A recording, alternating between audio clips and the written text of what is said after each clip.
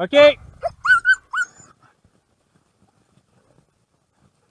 Ho!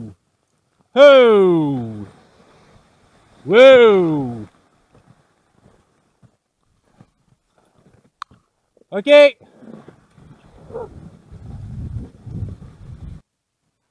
Salut tout le monde, premier tutoriel. On va parler des arrêts. Donc j'ai décidé d'ouvrir le tutoriel avec une vidéo où on voit les chiens partir tout seuls, sans conducteur, et arrêter pas trop loin de moi où je peux embarquer et puis repartir.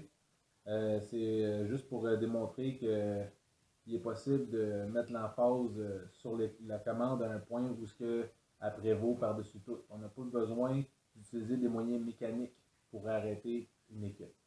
Ceci étant dit, pour bâtir une équipe comme ça, il faut passer par des moyens mécaniques.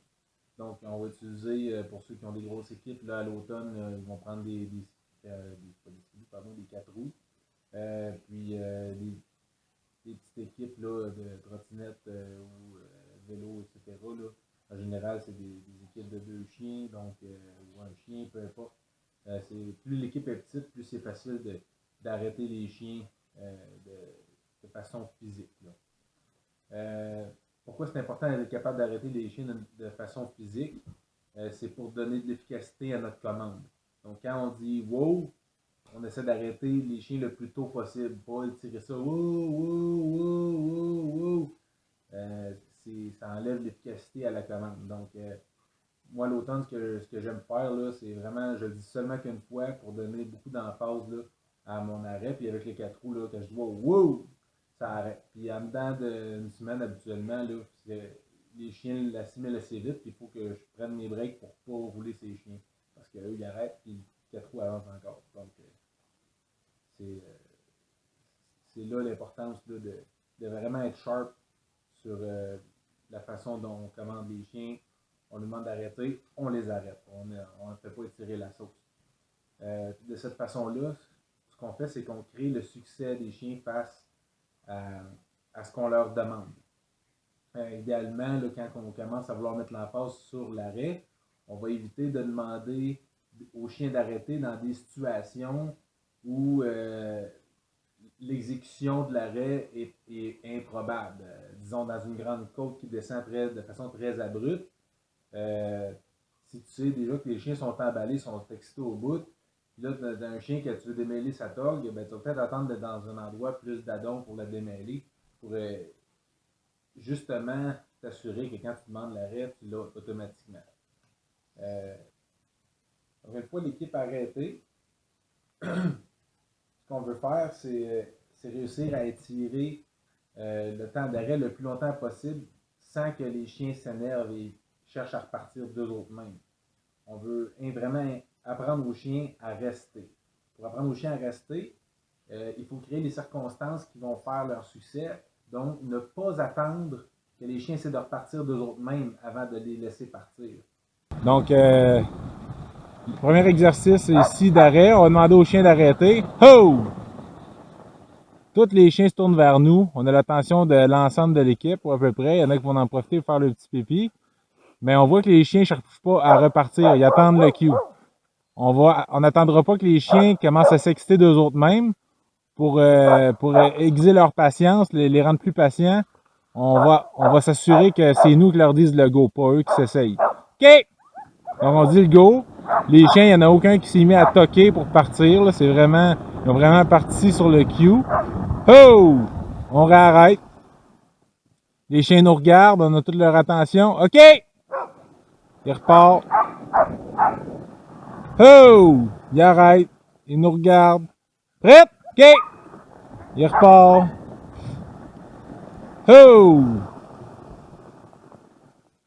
On peut faire ça pendant des milles de temps si on veut, juste pour pratiquer nos cues de partir et d'arrêter. Plus de fois on le fait, plus on est capable d'étirer leur patience puis de leur faire comprendre qu'on n'est pas prêt à repartir, on a des choses à faire. Ça augmente la sécurité de la ride. OK! Oh!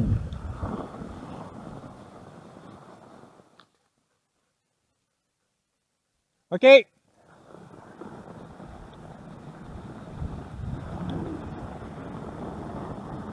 Ho!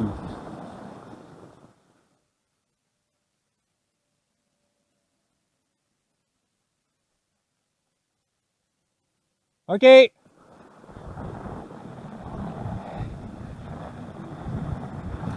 Ho! On reste.